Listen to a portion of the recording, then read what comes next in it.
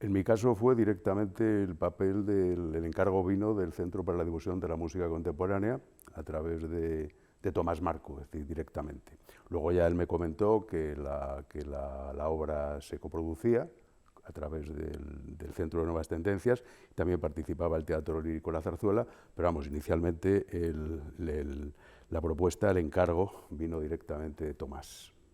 Es evidente que para todos nosotros la ópera era más que nada una cuestión que había permanecido en el tiempo, una especie de burbuja, en el caso español, en el siglo XX había muy poca producción y no cabe duda que la aparición en escena de la ópera Q de Luis de Pablo supuso realmente un engarce o una renovación o una vuelta a un proyecto operístico que era prácticamente inexistente hasta esos momentos. Había algunas cuestiones, como por ejemplo lo de la Selene de Tomás Marco, luego estaba lo que yo conocía de las óperas contemporáneas del siglo XX, el caso de Penderecki, los trabajos de Ligeti, etc. Pero realmente en España partíamos de una expectativa apasionante, que era empezar a hacer algo nuevo, resoldando, o volviendo a soldar, con una tradición que estaba literalmente perdida en el siglo XX.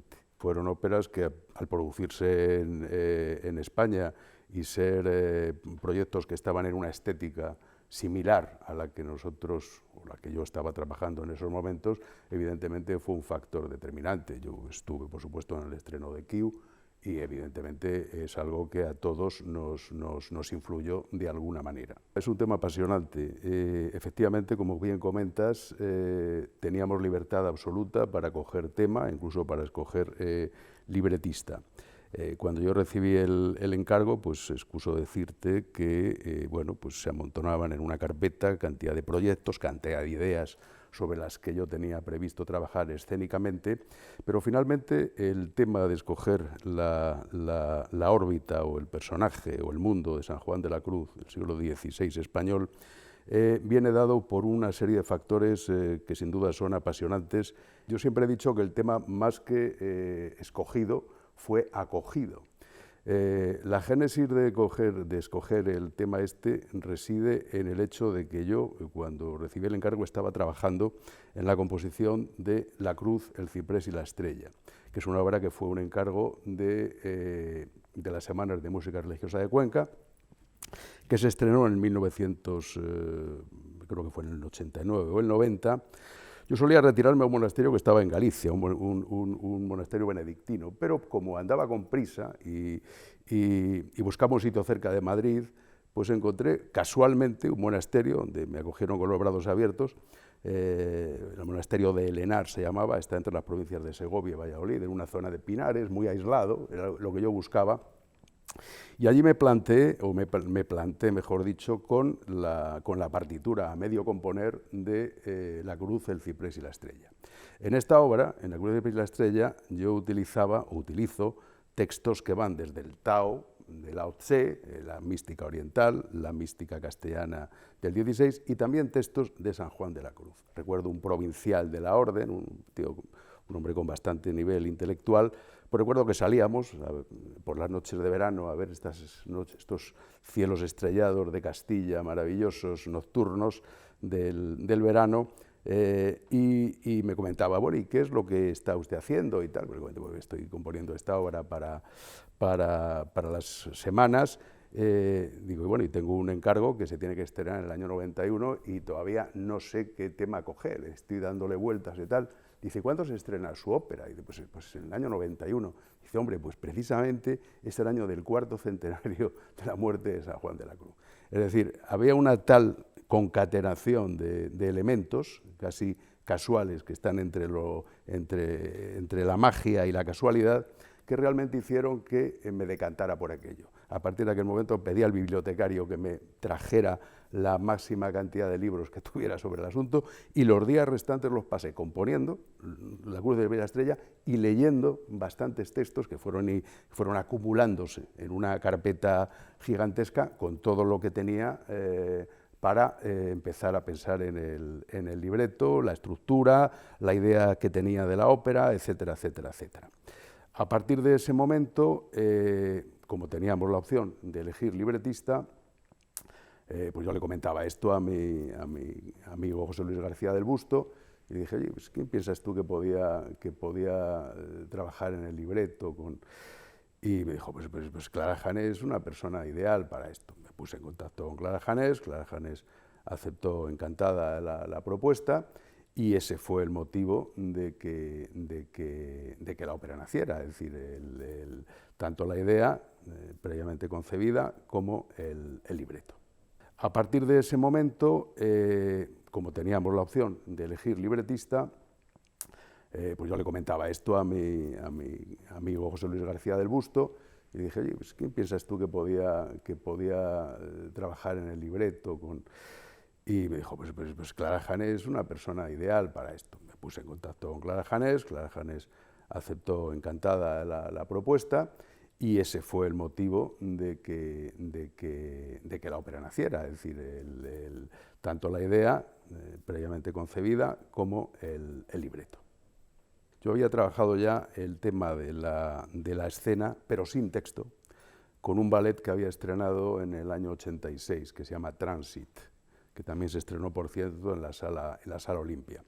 Fue una primera aproximación a lo escénico, pero en este caso sin texto. En el sentido opuesto, sí hay obras en las cuales, si bien es cierto que no son representables, sí el elemento textual tiene mucha importancia. Es el caso de una obra como Me recuerdas tanto y nada, para soprano y conjunto instrumental, que tiene una componente teatral y dramática importante, y sobre todo Swann. Swann es una obra que tiene un engarce clarísimo con lo representable, es decir, de hecho está compuesta con la idea de que se haga en concierto y que se pueda representar. De hecho, además, Swann forma parte del primer acto de lo que sería mi segunda ópera, de Bonomet y el Cisne, porque realmente es una obra que su esencia, o gran parte de su esencia, está en la representación. Con lo cual, esos eran los elementos con los que ya contaba a la hora de enfrentarme para componer Luz de oscura llama. El tema del libreto, desde el punto de vista de la tradición operística española, de la inexistente, reciente tradición española, siempre tenía una complejidad. Es decir, no tenemos la tradición de libretistas, como podía ser la hibridación entre compositor y libretista, que podía tener Piave con Verdi o que podía tener Lica con Puccini, evidentemente que eran profesionales del libreto, que realmente sabían lo que tenían que hacer y se adecuaban perfectamente al tema operístico. Yo ya contaba con que evidentemente Clara Janés es una poeta, una gran poeta, y evidentemente me interesó más su visión lírica, su visión poética, que su visión puramente dramática. Ante esto, lógicamente, el libreto, que es un libreto estupendo, tenía el gran problema que siempre hay con los libretos, en el caso de los compositores, que es la excesiva cantidad de texto.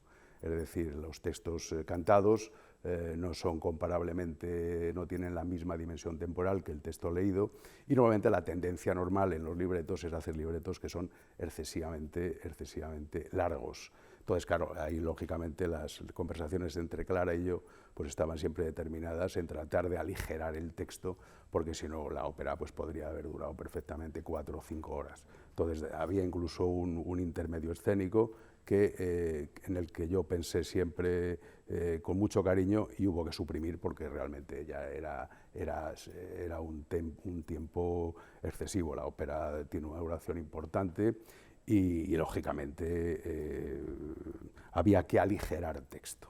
Y era musical, evidentemente, claro, esa idea que yo tenía de ese lirismo y de esos momentos de una belleza sublimada en la cual estuviera la sensualidad, tuviera un sentido de refinamiento estético, es una cuestión que a mí me interesaba muchísimo, ¿no? Pues fue estupenda, vamos, es decir, siempre se trabajó, nos reuníamos mucho, hablábamos mucho, ella me iba mandando los textos, yo iba componiendo, nos reuníamos, veíamos cuestiones que podían, digamos, cambiarse, mejorarse, incluso a lo mejor tener que cortarse un poco, pero bueno, era una relación fluida, como es lógico. Creo recordar que hicimos audiciones para varios de los cantantes. Y bueno, fue bien, con las lógicas lógicos problemas que puede tener el hecho de tener que elegir o decir que no a un cantante, etcétera, etcétera. Pero vamos, el reparto se eligió de esta manera y yo quedé francamente contento. De hecho, además, en la ópera pues tuvieron, digamos, una especie de, no bautismo de fuego, porque ya habían trabajado, pero en Ludo Kurayama pues participó Carlos Álvarez en el papel de Prior Lego, o en el caso de Las Tentaciones, que es un momento onírico del tercer acto, las tentaciones de la carne, de la belleza, de la perfección y de la inteligencia, pues el papel lo hizo Nancy Herrera. Es decir, hablamos de cantantes que después han hecho una carrera enormemente importante. Junto a ello hubo cantantes realmente de valía, Lola Arenas, Joan Cabero, que hacía el papel de San Juan, Manuel Lanza, en fin, realmente es un cartel de cantantes del cual pues yo quedé francamente contento. La orquesta me interesó mucho, era una orquesta relativamente pequeña, pero a la cual creo que saqué el máximo de posibilidades. Estábamos hablando de tres vientos madera, era flauta, oboe, clarinete, todos doblando, tres vientos, tres metales, trompa, trompeta, trombón, había 2 percusionistas, un pianista que tenía que tocar varios instrumentos, un guitarrista, la persona que se ocupaba de la electroacústica, que la cinta formaba parte de... Entonces no estaba lo digital, se ponía en marcha por medios analógicos, y finalmente un conjunto de cuerda que, si no recuerdo mal, tenía 3 violines, 2 violas, 2 violonchelos y un contrabajo. Es decir, una plantilla de cámara ampliada, de la cual pues me complací mucho en trabajarla al máximo para conseguir pues, lo que realmente me interesaba, ¿no? Una obra que fuera hermosa desde el punto de vista acústico, sonoro y de un cierto refinamiento en el sonido. Y en lo que respecta a la dirección musical, pues bueno, el contar con José Ramón Encinar pues fue algo perfecto para mí. José Ramón había estrenado la primera obra mía que se estrenó en toda mi vida, la estrenó él, es decir, que fue cuando yo que estuve en aquellas tribunas de compositores de la Fundación Juan Marc. Era la primera vez que se ponía una obra mía en los atriles, el concierto para violonchelo y orquesta de cámara, y lo estrenó José Ramón Encinar. Me placía mucho el hecho de que ante mi primera ópera pues fuese José Ramón quien la dirigiera, que por supuesto no vamos a descubrir la competencia de José Ramón a la hora de dirigir, a la hora de entender. Ya había hecho música mía, por tanto, con lo cual, evidentemente, pues el trabajo fue estupendo desde ese punto de vista. La dirección escénica fue hecha por Juanjo Granda, la escenografía fue hecha por Simón Suárez, que ya tenía bastante experiencia en algunas óperas anteriores. Fue un trabajo también, evidentemente, con sus cambios de opinión, con sus idas, venidas, etc. El problema que tiene siempre una ópera, cuando realmente la has gestado, tienes las ideas bastante claras sobre ella y realmente pues tienes que conciliar, lógicamente, con terceras personas. Pero vamos, la escenografía y la dirección de escena fueron muy hermosas, es decir, yo quedé finalmente contento. Pienso que en alguna medida sí, es decir, no deja de ser sintomático que todos los compositores, salvo el caso que acabas de citar, fuéramos todos nacidos en la década de los 50. Digamos que es la generación que empieza a componer, digamos, públicamente en los 80, que tiene un sesgo diferente de la generación anterior, de la que nos había precedido, y que de alguna forma se pretende dar carta de naturaleza a una serie de compositores que pienso que según pase el tiempo se hará, digamos, una visión histórica de la música con esta música generada a partir de los 80, que da un sesgo diferente de lo anterior y también de lo que viene después. Es decir, hubo unos previos realmente importantes. Realmente la cobertura mediática fue grande para la época, sorprendente hoy día no se puede uno ni imaginar ni hacer idea de lo que fue aquello en relación con la situación en la que vivimos ahora. Yo te diría, las 5 representaciones en la Olimpia estaban llenas, absolutamente todas las representaciones. Puedo decir que del mundo musical, en mi recuerdo, pues asistió todo el mundo que yo pudiera conocer, y aún más, y también de lejos del mundo musical. Y en lo que respecta a las críticas, pues como es lógico, pues básicamente fueron buenas. Es decir, evidentemente, yo comprendo la actitud del crítico cuando tiene que enfrentarse, escuchando una única vez una ópera que no ha escuchado nunca, que es una ópera que tiene una duración determinada, es decir, que estamos hablando de una ópera que dura más de 2 horas, que son 3 actos y un prólogo, y que realmente tiene que escribir sobre esto. En general fueron críticas buenas, elogiosas, alguna hubo levemente malintencionada, que no tenía que ver nada con la música, y alguna otra recuerdo que, bueno, que entra en el terreno de lo anecdótico. Pues curiosamente sí, se generó un público. Yo me sorprendo, ahora recordando todo esto después de casi 30 años, me sorprendo, como te comento, recordando la sala llena en las 5 representaciones, es decir, pero realmente a rebosar. Hubo un interés por la creación contemporánea escénica como realmente no ha habido nunca, y creo que no ha vuelto a haber después. Se empezó a generar una especie de hábito, de esa especie de estreno anual, previamente bien cubierto desde el punto de vista mediático, que eso es un tema clave. Evidentemente, si el elemento mediático no existe, y máxime en estos momentos, pues realmente las posibilidades de supervivencia son mucho menores. Es decir, creo que sí se generó una especie de interés, digamos, por el público, por un público, digamos, culto, interesado por las artes contemporáneas, que realmente cuando esto cesó quedó una especie de vacío, un lag ahí que yo creo que no está cubierto. Es evidente que es una carencia que todos notamos y que todos conocemos.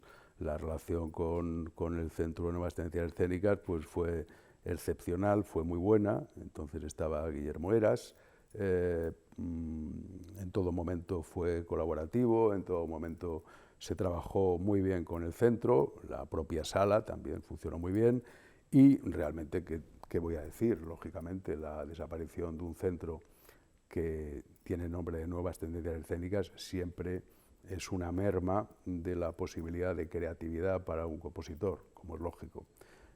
Sería lógicamente deseable que de alguna forma pudiese retomarse algo similar. No, porque realmente tanto el teatro como música doy, que no conozco mucho, realmente van por otros derroteros, concilian el repertorio con determinadas pinceladas de ópera actual, proveniente de distintas vías, de distintos medios, de distintos intereses. En fin, no creo que haya sido ni reemplazado ni que lo que exista tenga mucho que ver, sin quitar, lógicamente, el valor de las cosas buenas que ambas pueden tener. Todo lo que sea que una institución como el Teatro Real se abra a compositores actuales y encima, con más razón, compositores españoles, como debe ser de alguna manera su obligación, pues es algo positivo. Evidentemente hay de todo, no entraremos en la cuestión de los gustos particulares o de las visiones que cada cual puede tener sobre lo escénico, pero es evidente que, bueno, es una labor que sería muy deseable que el Teatro Real siguiese realizando, por supuesto. No creo que la ópera como tal sea un anacronismo o que peque de anacronismo.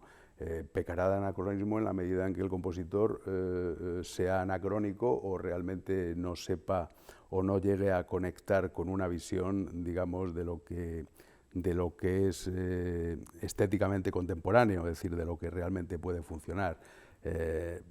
la forma en realidad no determina absolutamente nada desde ese punto de vista, la creatividad es absolutamente abierta. Mi segunda ópera tuvo lugar ya en el 2003 y obedece a un encargo con motivo de un monográfico que se me hizo en el Festival de Alicante. En ese año coincidía con el 50 aniversario mío. Y entonces vi la forma perfecta de escribir una obra escénica nueva, que sería la segunda ópera, que es Bonomet y el Cisne. Bonomet y el Cisne es una ópera, tiene menos efectivos que Luz de Oscura Llama, y en ella, como ya he comentado anteriormente, utilizo como primer acto, tiene dos actos, como primer acto Swann, que era una obra preexistente, como te comenté, siempre tenía una, digamos, una vocación claramente escénica, mientras que el segundo acto, que es más extenso, digamos, más convencional desde el punto de vista operístico, se llama La Aparición, y realmente convergieron en lo que sería la segunda ópera. La ópera fue estrenada en versión escénica por determinadas cuestiones, luego ya después se hizo ya en versión, no sé si he dicho antes escénica, en versión concierto, se estrenó por razones presupuestarias, etcétera. Luego ya en versión escénica completa se hizo en el Teatro de la Abadía unos años después. Hay un proyecto de una tercera ópera basada en textos de Álvaro Cunqueiro sobre las crónicas del Sochantre, una novelita exquisita de Cunqueiro, para la cual incluso pues, su hijo me cedió los derechos para poder hacer una ópera sobre ella, pero realmente hasta el momento no he conseguido la posibilidad de tener la más mínima certeza de que la ópera se estrene en condiciones. Y me temo que esta ópera, Las crónicas del Sochantre, pues se va a quedar por lo menos siendo optimistas, en un largo paréntesis, ¿no? Porque es un proyecto que llevo acariciando mucho tiempo, he trabajado bastante sobre el libreto, pero bueno, realmente el tiempo, ya no tengo 30 años y evidentemente no quisiera pasarme los 3 o 4 próximos en una ópera que se quede en el cajón. Pues pienso que la escena, la música escénica o la música operística en el siglo XXI está tan abierta como podía estarlo en el XX o podía estarlo en el XIX. Existen muchas más posibilidades técnicas a la hora de poder trabajar el género de la música escénica, y realmente digamos que las fronteras entre lo que sería la música para la escena y la ópera pues realmente están cada vez más difusas. Sí pienso que existen diferencias bastante claras y que ambas pueden convivir. De hecho, como te comentaba, en Bonomet y el Cisne, Swann es una obra que entraría, lo que sería el primer acto de Bonomet y el Cisne, entraría perfectamente dentro del teatro musical, y La Aparición, el segundo acto, es una ópera en el sentido más convencional, más dramático, con un texto más elaborado para ser cantado operísticamente. Es decir, creo que el porvenir tiene la única limitación que pueda tener la limitación del compositor que se enfrente a él. Por otra parte, ya digo, contestando a la pregunta anterior, en el caso de Bonomet y el Cisne, ahí planteo clarísimamente la diferenciación entre lo que sería una visión en el primer acto, que es claramente de música escénica, o de teatro musical, mejor dicho, con electroacústica, con elementos radicalmente nuevos, y un segundo que entra en el terreno de lo que sería la ópera más tradicional. Creo que los dos conviven perfectamente y que no es una cuestión de que uno pueda excluir a otro.